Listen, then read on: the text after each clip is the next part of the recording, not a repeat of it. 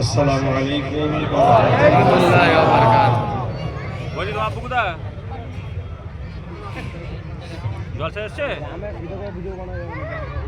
আলহামদুলিল্লাহ। আজ আপনারা প্রতি বছরের না এই বছরও